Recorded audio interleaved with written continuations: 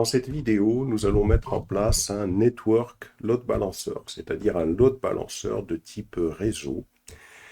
Ce load balancer va fonctionner de la manière suivante. Lorsqu'on enverra une requête destinée à aller sur le serveur web, eh bien le load balancer va rediriger cette requête vers le serveur web. C'est-à-dire que la requête va arriver en HTTP, c'est-à-dire en TCP sur le port 80. Et lorsqu'on enverra une requête destinée à aller sur le serveur FTP, eh bien, le Network Load Balancer redirigera cette requête vers le serveur FTP, c'est-à-dire vers le port TCP, vers le protocole TCP. C'est le protocole TCP qui sera utilisé sur le port 21. Donc ça veut dire qu'on va créer deux serveurs, un serveur web, un serveur FTP, où sur les deux serveurs on pourra installer les deux, et on va créer un groupe cible pour rediriger les requêtes TCP sur le port 80, et on va créer un groupe cible pour diriger les requêtes TCP sur le port 21.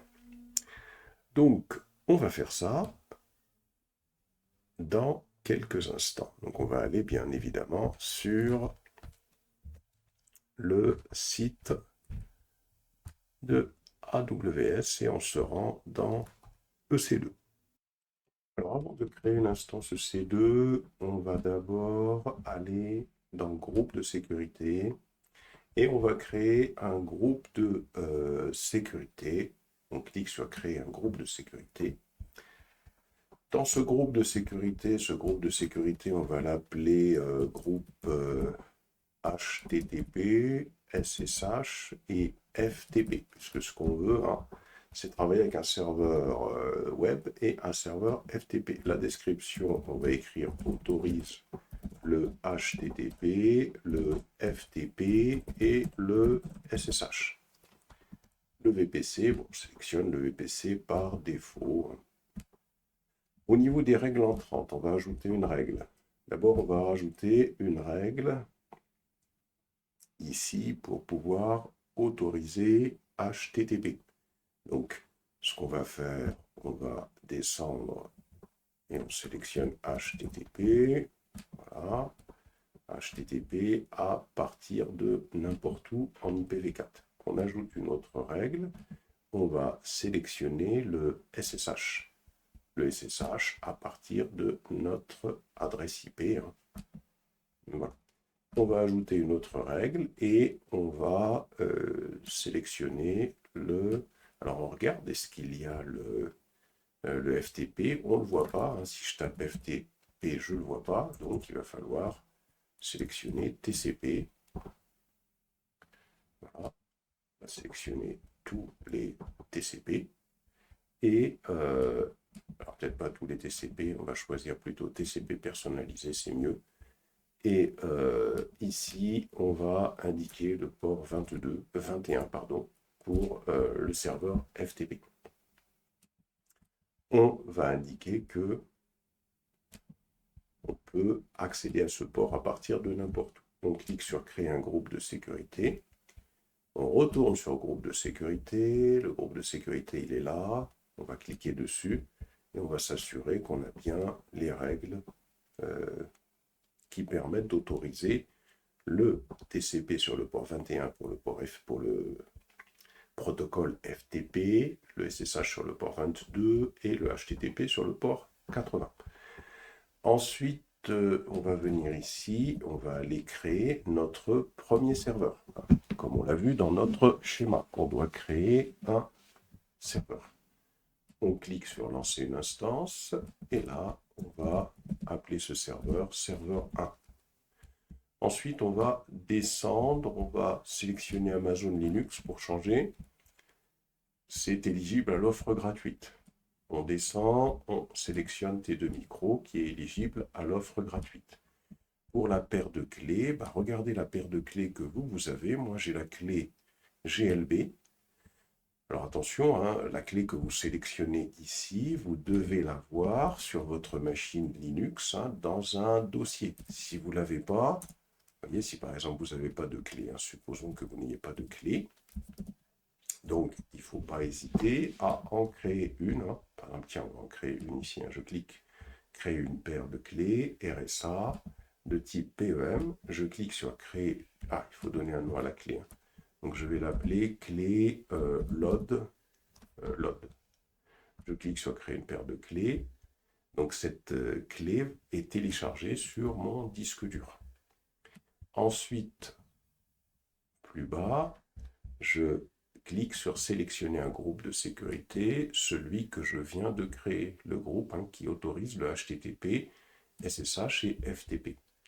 Je descends plus bas, je clique sur détail avancé, je descends plus bas, et là, je vais écrire un script pour pouvoir installer aussi bien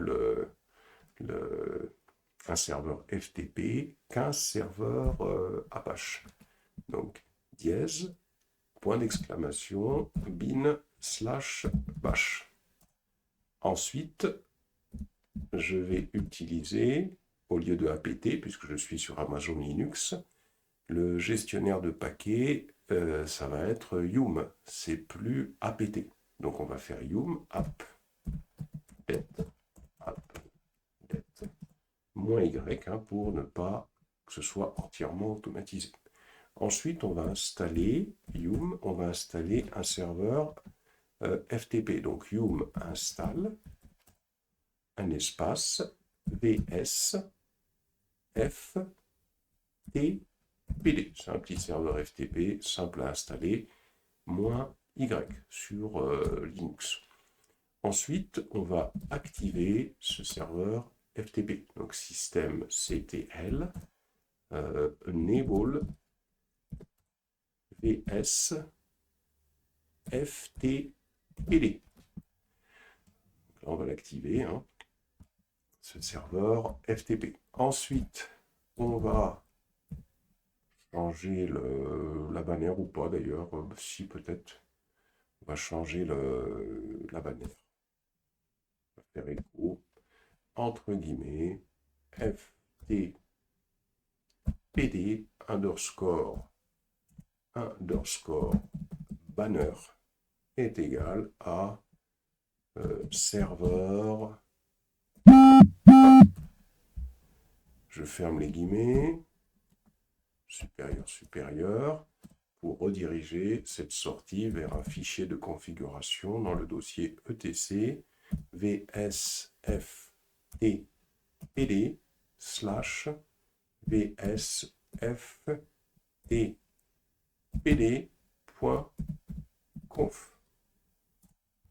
Voilà. Ensuite, une fois que j'ai fait ça, je vais démarrer le serveur FTP donc système CTL, start, VSFT, PD. Voilà. Ensuite, je vais installer un serveur web, donc yum install httpd-y. Je vais activer ce serveur, donc système CTL, enable httpd. Normalement, ici, par contre, c'est système CTL start. C'est start. Système CTL enable httpd. Et puis là, même chose, hein, je vais faire un écho. Je vais récupérer cette ligne écho. Je vais écrire un code HTML. Hein. Fermer les guillemets. Alors, H1, le tag H1. Serveur 1. Je ferme le tag ici. Et j'envoie ça dans le dossier /var/. www/html/index.html. J'appuie sur la touche entrée et là je vais démarrer le serveur, un système CTL start HTTPD. Voilà. Donc ici bin bash, yum update-y, yum installe vsftpd-y, le serveur FTP, système CTL enable vsftpd pour activer le serveur FTP, echo ftpd underscore banner est égal serveur 1. Donc là, on balance ça dans le fichier de configuration, /etc, /vsftpd, /vsftpd.conf. Système CTL start vsftpd pour démarrer le serveur FTP. Yum install httpd-y pour installer le serveur HTTP. Système CTL enable httpd pour activer le serveur HTTP. Ici, echo, entre guillemets, h1, serveur 1, /h1, et je redirige tout cela. Alors, normalement, ici, je le redirige une seule fois, puisque là, je vais écraser. Donc, un seul supérieur ici. Sur /var, /www, /html, /index.html, et système CTL start httpd. Je lance l'instance.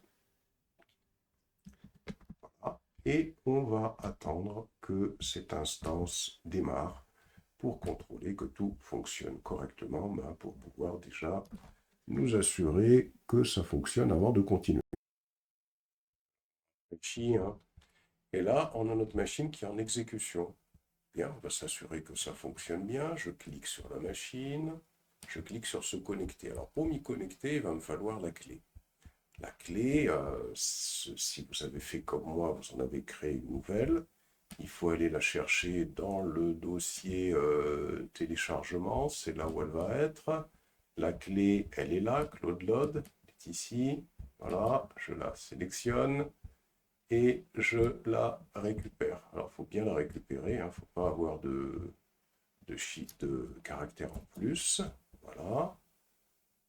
Je ferme et je vais aller sur l'invite de commande. Vous allez dans un dossier et là vous créez la clé elb.em, vous collez à l'intérieur, vous sauvegardez, vous mettez l'autorisation uniquement de lecture sudo chmod clé. Ah, c'est une sécurité pour la clé, pour pas que quelqu'un d'autre que vous puisse la lire. Ensuite, je retourne ici, je récupère tout ça. Alors, je n'ai pas besoin de récupérer tout ça en réalité pour voir si ça fonctionne. Je vais juste faire ça, je vais juste récupérer cette adresse-là. Je n'ai pas besoin de m'y connecter. Je vais aller sur le navigateur, j'écris http et je colle. Je valide. C'est bon, je suis bien sur le serveur 1. OK. Et pour le serveur FTP, alors, vous pouvez essayer FTP ici, si on veut. Alors, je dis, bah tiens, je vais essayer FTP pour voir ce que ça donne. Et je fais // et je colle. Comme ça. Et là, qu'est-ce que j'ai? Alors là, je sais pas, je pense que c'est pas du tout le protocole, parce que le protocole, il est passé sur FTP. Il n'est pas passé sur FTP. Si je sélectionne ici, je colle. Et donc, c'est toujours HTTP. Donc, ça ne fonctionne pas, ça. Pour pouvoir y arriver à tester notre serveur FTP, on utilise la commande FTP, on colle. Ce qu'il y a, il ne faut pas, bien sûr, avoir le FTP comme protocole ici. On utilise la commande FTP, on colle, on fait 21 à la fin. Voilà, on est bien connecté sur le serveur 1. Vous voyez donc le message qu'on a incorporé sur notre serveur. On est bien en FTTP sur le serveur. Donc l'essentiel, c'est que ça fonctionne. On fait CTRL-C, on fait un exit pour sortir. Voilà. Donc l'essentiel, c'est que le serveur FTP et le serveur HTTP fonctionnent. Alors, on a pris soin il faut prendre soin de coller. Ah, on n'a pas fait. Donc ce qu'on va faire, on va aller récupérer le code, parce qu'on va créer un deuxième serveur et on ne va pas s'amuser à tout réécrire à la main. Donc on va venir ici, si vous n'avez pas pris soin de récupérer le code, c'est pas grave. Vous venez là, vous venez vous cochez serveur 1. Et serveur 1, qu'est-ce que vous allez faire? Vous allez l'arrêter. Donc vous allez sur, ici, hein, vous allez sur arrêter l'instance. Voilà, vous arrêtez cette instance-là. Et en attendant qu'il s'arrête, vous allez en créer une autre. Hein. Vous allez sur... alors, on va diminuer un petit peu. On va revenir sur le tableau de bord. On va revenir en arrière ici. Je vais revenir sur AWS. Alors, AWS. Pour pouvoir avoir mon affichage. Alors, je recommence. Je vais créer le deuxième serveur. Je fais EC2. Je clique sur instance. Alors, il faut supprimer le filtre pour avoir l'instance qui est arrêtée. Hein. Alors, pourquoi je l'ai arrêté? On va voir que dans quelques instants, vous voyez, quand je clique sur serveur 1, je vais sur action, je vais sur paramètres de l'instance, je descends sur modifier les données utilisateurs. Ici, les données utilisateurs, je les ai. Je clique copier les données utilisateurs et je vais coller ça dans un document comme ça. Je vais pouvoir utiliser la même chose pour un autre serveur. Je reviens ici et je saisis EC2. On y va. Lancer une instance, serveur 2. Une fois que j'ai fait ça, je descends, toujours Amazon Linux. Je descends, type d'instance, T2 micro. Je descends, la clé, je sélectionne la clé qu'on a créée, la clé load, celle que vous avez choisie. Vous descendez, je sélectionne un groupe de sécurité existant, je sélectionne le groupe HTTP, SSH, FTP. Je descends, et là, plus bas, je vais sur détail avancé. Je descends plus bas, et là, on a tout ça qui va nous permettre d'installer et un serveur web et un serveur FTP, comme ça. On peut mettre ce qu'on veut dans un groupe cible. On clique sur lancer l'instance. Voilà. Alors je reviens sur OC2, je clique sur instance en cours d'exécution, il y a celle qui est en attente, celle-là qui est arrêtée, je vais la redémarrer, hein. Je la sélectionne, celle qu'on a arrêtée parce qu'on souhaitait récupérer les données utilisateurs. Donc on vient sur état de l'instance et on démarre cette instance. Celle-là, voilà. On va tester ensuite le serveur 2 pour s'assurer que tout marche bien. Hein. On va cliquer sur ce serveur 2. On voit que le DNS, c'est ça. Vous voyez, on peut récupérer le DNS ici. Je clique sur EC2. Alors, par contre, là, on a fait une erreur parce qu'on ne peut pas différencier les serveurs. J'ai toujours laissé serveur 1. Donc, on va être obligé de revenir sur l'instance en cours d'exécution et le serveur 2 qui est ici, je vais le sélectionner et je vais carrément le supprimer. Voilà. Et on va recommencer, on va le recréer. Pourquoi? Parce que les données utilisateurs ne se lancent qu'une seule fois au démarrage, à la création de l'instance. Donc ça ne sert à rien de ne pas le détruire. Hein. Donc je recommence, serveur 2. Voilà. On descend, Amazon Linux. On descend, le type d'instance T2 micro. On descend. Je sélectionne clé load hein, comme paire de clés, je descends, je sélectionne un groupe de sécurité existant, ici je sélectionne groupe HTTP, SSH, FTP, je descends dans détail avancé, je descends et ici, comme tout à l'heure, ce qu'il y a maintenant, là, ce qu'il y a maintenant, on va prendre soin de bien modifier hein, parce qu'il faut faire une différence avec l'autre serveur. Hein. Et je colle ici, partout où il y a serveur 1, on remplace par serveur 2. Et ici, serveur 2 également. Et attention de ne pas vous tromper, hein, un serveur 2 deux fois. Et là, vous lancez l'instance. Comme ça permettra d'avoir des serveurs que l'on différenciera, puisqu'il s'agit pour nous d'utiliser un load balancer. Donc, si on ne peut pas différencier, ça pose un problème. Donc, on va sur instance en cours d'exécution. Et on retire le filtre ici, état de l'instance running. Voilà. Et là, donc en cours d'exécution, en cours d'exécution. Donc on a le serveur 2 qui est en cours d'exécution, on clique dessus, on sélectionne son nom DNS, on vient ici, on fait un curl pour voir si le serveur web fonctionne. Ah, là c'est un problème, donc on ne voit pas le serveur web fonctionner, ça veut dire que peut-être il n'a pas encore fini son initialisation. Donc on attend, le serveur 2 est en cours d'exécution, on va rafraîchir. Voilà. Il faut des fois patienter un petit peu. Voilà, et on recommence. On sélectionne ici, on revient sur la DNS IPv4 public. On peut venir ici hein, pour faire un curl, on peut aller dans le navigateur hein, comme on veut. Voilà, serveur 2, ça marche. Si je fais un, je vais mettre 21 à la fin, et je vais tout simplement ici utiliser FTP hein, pour le protocole. On est bien sur le serveur 2.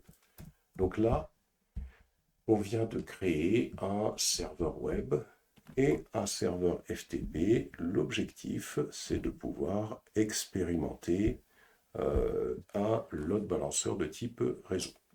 Alors, je reviens sur le schéma. Ici, on doit mettre en place ce load balancer. Donc, on va créer des groupes cibles.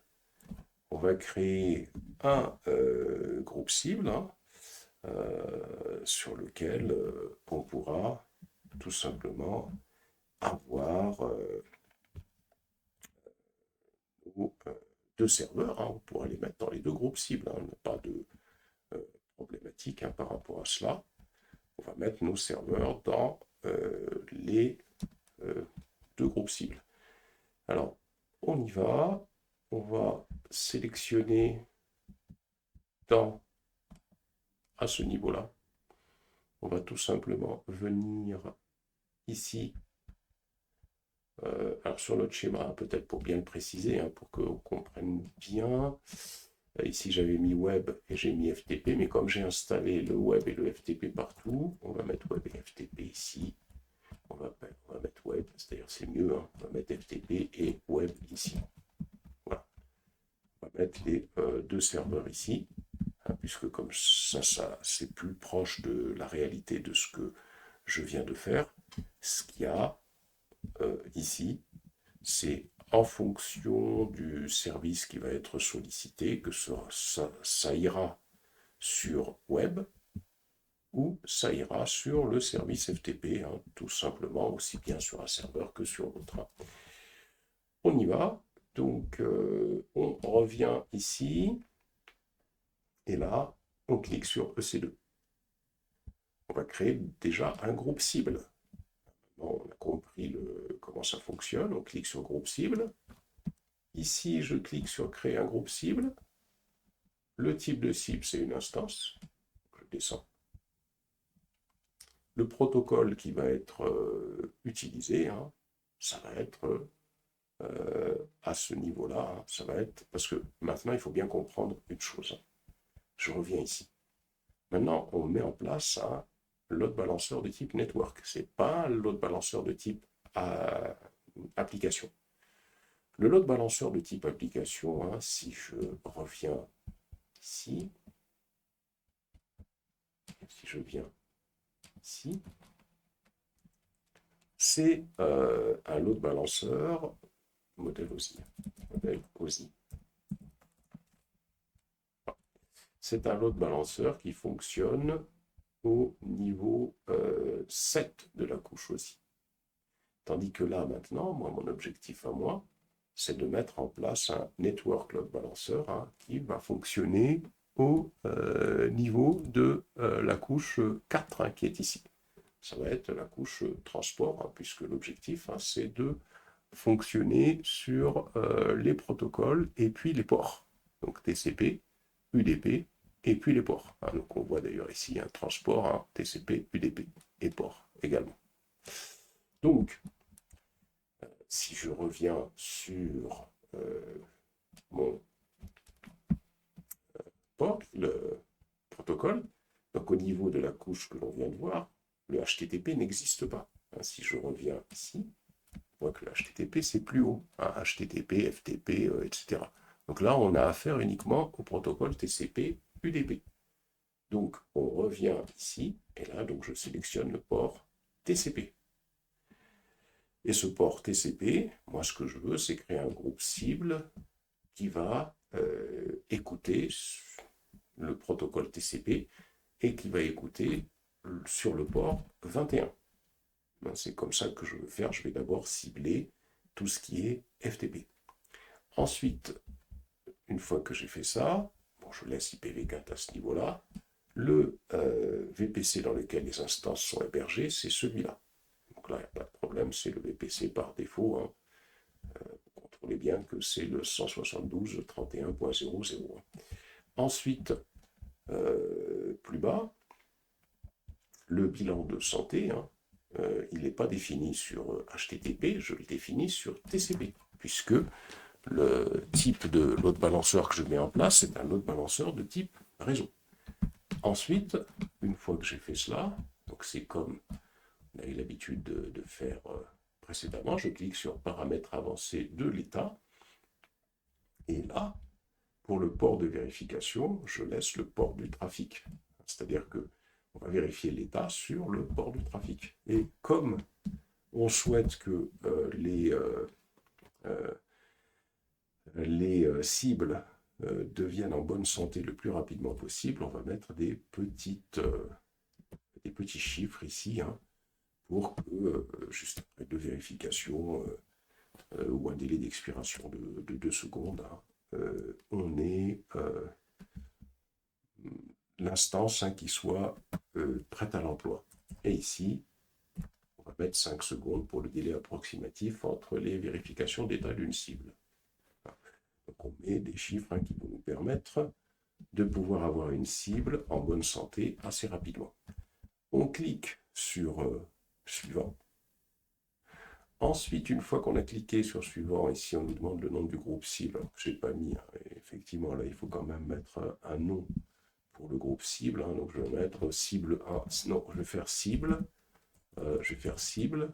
Je vais faire FTP. Comme ça, on saura de quelle cible il s'agit. Je descends, je clique sur suivant. Et ici, ce que je vais faire, je vais tout simplement sélectionner les deux serveurs. Parce que sur les deux serveurs, j'ai installé FTP et j'ai installé HTTP. Ça permet de faire du load balancing sur deux serveurs qui possèdent en fin de compte les mêmes services. Le port pour les instances sélectionnées, c'est le port 21. Et je clique sur inclure comme étant en attente qu'il y ait un load balanceur qui se connecte dessus. Et une fois que j'ai fait ça, je clique sur créer le groupe cible. Voilà, j'ai le premier groupe cible qui a été créé. Et je vais réitérer exactement le même processus que ce que je viens de faire pour créer un deuxième groupe cible. Je clique sur groupe cible, je clique sur créer un groupe cible, je choisis le type de cible, c'est tout simplement des instances.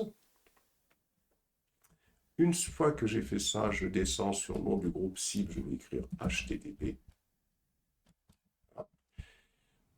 Plus bas, le protocole qui va être vérifié, je suis sur un network load balancer, donc c'est du TCP, et sur le port 80, c'est-à-dire que l'écoute se fait sur ce port-là.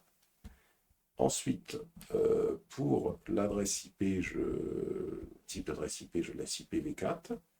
Pour plus bas, pour le VPC, je choisis le VPC par défaut. C'est dans ce VPC-là que je vais avoir ce groupe cible. Ici, pour le protocole de vérification de l'état, par contre, là, je vais pouvoir laisser à ce niveau-là pour le protocole de vérification de l'état, je vais à ce niveau-là laisser le HTTP. Pourquoi? C'est parce que ici, l'objectif, c'est quand même en HTTP de vérifier que le fichier index.html est atteignable. Hein. Donc, on peut utiliser ce protocole-là pour pouvoir communiquer avec les machines. Hein. C'est avec les machines que la communication va se faire ici. Hein. Et qu'ici, il ne faut pas oublier que plus haut, ici, la cible, hein, c'est-à-dire si je vais sur le schéma, ici pour bien expliquer, je vais aller sur le schéma. Si je fais le groupe cible, puisque l'on est en train de mettre en place des groupes cibles, supprimer, je mets ça. On est en train de mettre en place des groupes cibles. Donc quand je mets un groupe cible, hein, le groupe cible, qu'est-ce qui se passe le groupe cible? Le groupe cible, le network load balancer va envoyer des requêtes sur le groupe cible. Le groupe cible, lui, il va tout simplement recevoir du trafic en TCP sur le port 80. Et ensuite, ce groupe cible-là, on pourra vérifier à ce niveau-là, on pourra vérifier sur ce serveur-là en HTTP qu'on a bien accès au fichier index.html. Donc, si je reviens à ce niveau-là, alors si je descends, on sélectionne le VPC avec les instances assez fait, j'étais à la surveillance de l'état. Donc on indique le fichier, et puis ici on va faire exactement la même chose que tout à l'heure. C'est-à-dire que là on va mettre des petites valeurs pour que la machine redevienne en bonne santé rapidement. Ici, l'intervalle, on laisse 5. Et ici, pour le code de réussite, c'est 200. On met 200. On clique sur suivant. Ensuite, on va sélectionner les deux serveurs et on clique sur inclure comme étant en attente. Donc là, on a nos deux groupes cibles hein, qui sont en attente, hein, tout simplement. Le load balancer. On revient ici, on descend, et là j'ai l'équilibreur de charge. Je clique sur équilibreur de charge. Je clique sur créer un équilibreur de charge. Une fois que j'ai cliqué sur créer un équilibreur de charge, on va aller sur le network load balancer. Choisissez un network load balancer quand vous avez besoin de performances très élevées, de déchargement TLS à grande échelle, c'est-à-dire qu'on veut que le contrôle TLS se fasse sur le load balancer, d'un déploiement de certificats centralisé, toujours sur le load balancer, de la prise en charge d'UDP et d'adresse IP statique pour vos applications. En opérant au niveau de la connexion, les network load balancers sont capables de traiter des millions de demandes par seconde en toute sécurité, tout en assurant des latences ultra faibles. Donc ce qui est intéressant, c'est qu'on nous donne les différences entre les deux, hein, entre le load balancer d'application et le load balancer de type réseau. Donc on va cliquer sur le load balancer de type réseau, on clique sur créer. On va l'appeler ELB Network. Voilà. Ensuite, une fois qu'on a fait ça, on choisit que ce load balancer soit accessible sur Internet. On choisit ensuite le type d'adressage IPv4. Descend un petit peu plus bas dans le mappage réseau. On va sélectionner, bien sûr, hein, ce seul VPC qui existe. Ensuite, une fois qu'on a sélectionné ce qui existe, hein, on peut sélectionner les zones de disponibilité dans lesquelles on souhaite que notre load balancer opère. On peut en sélectionner 3, comme ça, quel que soit comment dirais-je, donc la zone où notre machine a été où nos ordinateurs ont été créés, hein, où nos instances ont été créées, eh bien, pas de problème, donc ça va être pris en considération. Donc on sélectionne les 3 zones de disponibilité. Alors, si je descends un petit peu plus bas, ici, l'adresse IPv4, on va la laisser attribuée par AWS, mais on pourrait également utiliser une IP élastique, c'est-à-dire une IP, hein, souvenez-vous, qui va faire en sorte qu'elle ne bouge pas, cette IP élastique, hein, même quand tout redémarrerait. Ensuite, on descend un petit peu plus bas, et ici, pour le groupe de sécurité, on va sélectionner le SSH et HTTP, qui est ici. On décoche. C'était pas celui-là, hein, c'était le groupe HTTP, SSH, FTP. Hein, donc là, on décoche, hein, celui qu'on a créé tout à l'heure, on le sélectionne. Voilà. Ensuite, dans écouteurs et routage. Alors ici, dans écouteurs et routage, qu'est-ce qu'on va faire? On va d'abord créer un premier écouteur. Donc on va définir un écouteur pour TCP sur le port 21 vers le groupe cible FTP et un écouteur sur TCP sur le port 80 vers le groupe cible HTTP. Donc ici TCP port 80 et je définis le groupe cible. Alors où est-ce qu'il est mon autre groupe cible? Je ne le vois pas parce que j'avais 2 groupes cibles normalement, je rafraîchis. Alors, il faut qu'on retourne voir ce qui se passe pour les groupes cibles. Donc, je vais revenir sur EC2. Je vais descendre sur groupe cible. Ah, j'ai qu'un seul groupe cible. Je n'ai pas créé le groupe cible de type FTP. Il me semblait l'avoir créé. Bon, peut-être que ça n'a pas été fait, donc c'est pas grave. Hein, je vais le refaire. Hein. Si vous l'avez fait, bon, continuerai à l'étape que je vais faire juste après. Donc je clique un groupe cible, instance, je descends, le nom du groupe cible c'est HTTP. Le port, on a dit que c'était TCP sur 80, IPv4, le VPC, on le laisse comme ça, la surveillance de l'état c'est toujours HTTP. Le fichier à surveiller c'est index.html. Je descends et les paramètres avancés de vérification de l'état.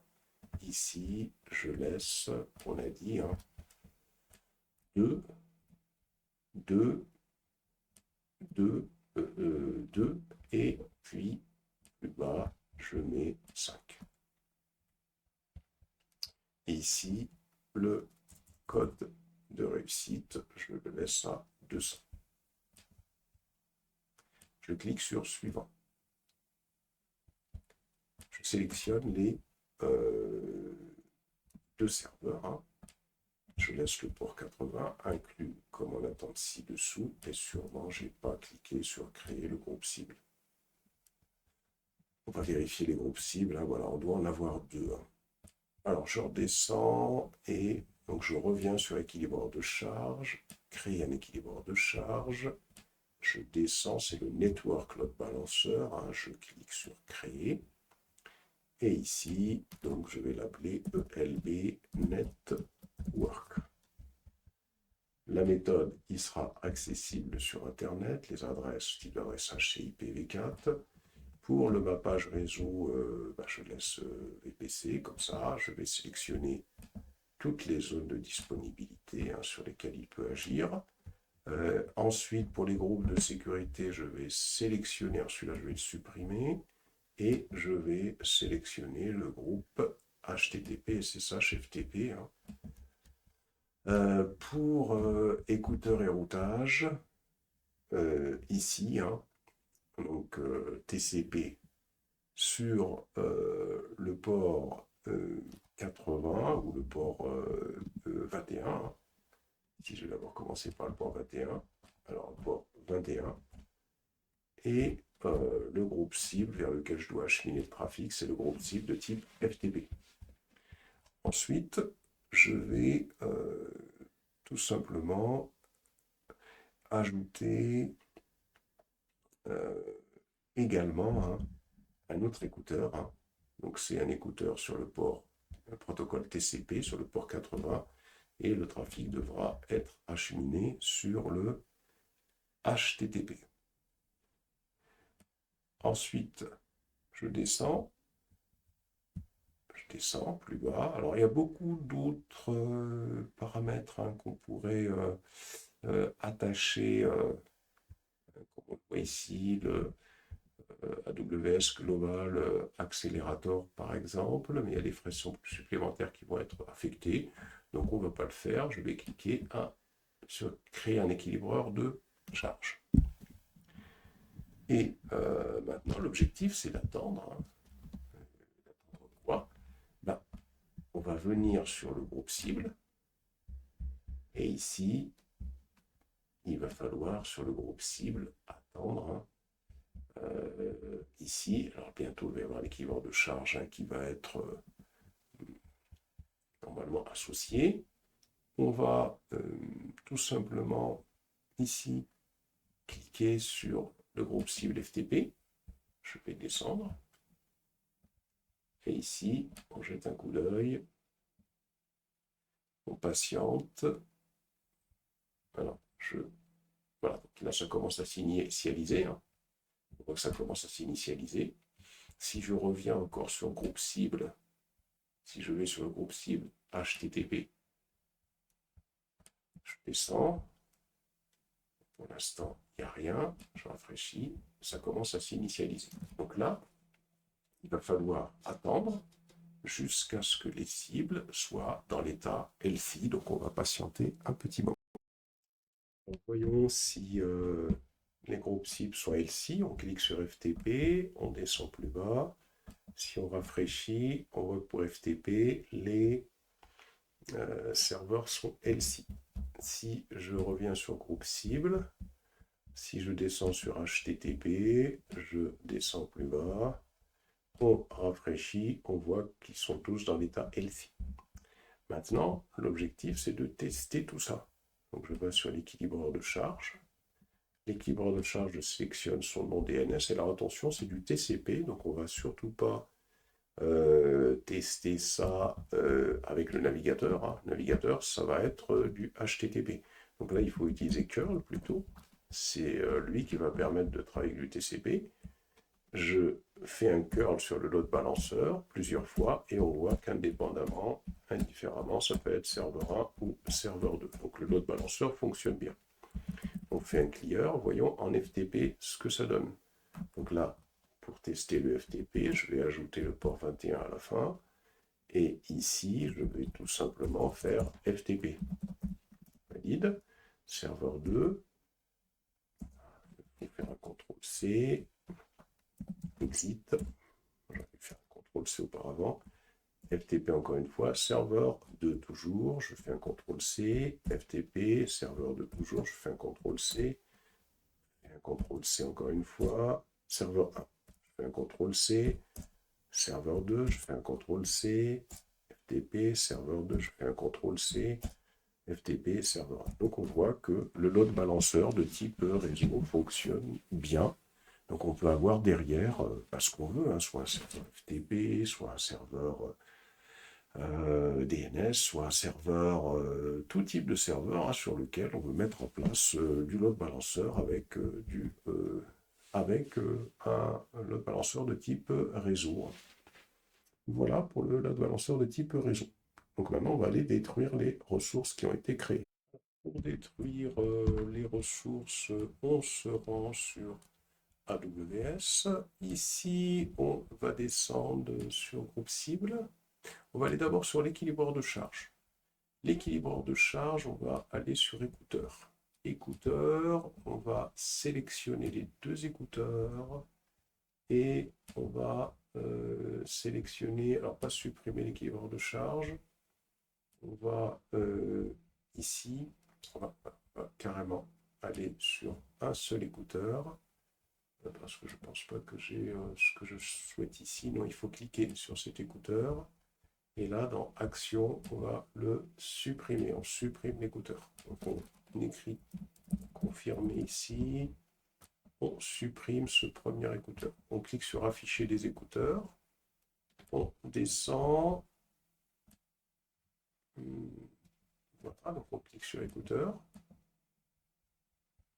On descend. On clique sur cet écouteur. On va sur Action et on supprime cet autre écouteur. On va saisir confirmer pour pouvoir supprimer cet autre écouteur. Donc si on clique sur le load balancer qui est ici, on voit que normalement on a supprimé des écouteurs. Si on supprime des écouteurs, si je vais sur groupe cible à ce niveau-là, normalement on pourrait les supprimer. Je les sélectionne tous les deux. Alors je n'en sélectionne qu'un seul, donc puisqu'il ne me donne pas la possibilité, je vais cliquer sur supprimer, je fais oui supprimer. Donc je supprime le premier groupe cible, je sélectionne cet autre groupe cible FTP et je vais sur action supprimer. Voilà, je supprime les deux groupes cibles. Donc je clique sur groupe cible, ils ne sont plus là. On va aller sur équilibreur de charge et on va tenter de le supprimer. Donc je sélectionne l'équilibreur de charge et je clique sur supprimer l'équilibreur de charge. Confirmer. Je sélectionne confirmer. Donc l'équilibreur de charge a été supprimé. Je vais aller sur instance. Je vais sélectionner toutes les instances qui sont en cours d'exécution. Je vais aller sur résilier l'instance et je clique sur terminate. Donc là, les instances vont être terminées. On descend pour voir les groupes de sécurité. On va sur le groupe de sécurité ici. Alors là, on avait sélectionné le groupe HTTP, SSH, FTP. On le sélectionne. On va aller sur Action et on supprime le groupe de sécurité. Ici, alors il me dit qu'il y a deux interfaces réseau qui sont associées, donc il faut peut-être patienter un peu pour que les instances soient résiliées.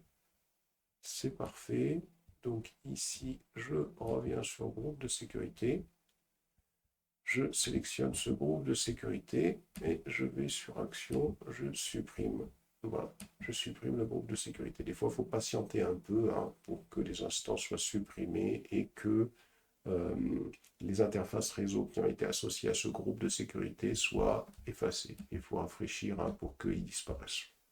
Moi, j'en ai un autre ici à supprimer que vous n'avez peut-être pas. Je vais supprimer ce groupe de sécurité. Voilà, et puis je vais rafraîchir. On s'assure bien au niveau d'instances qu'elles n'ont pas redémarré.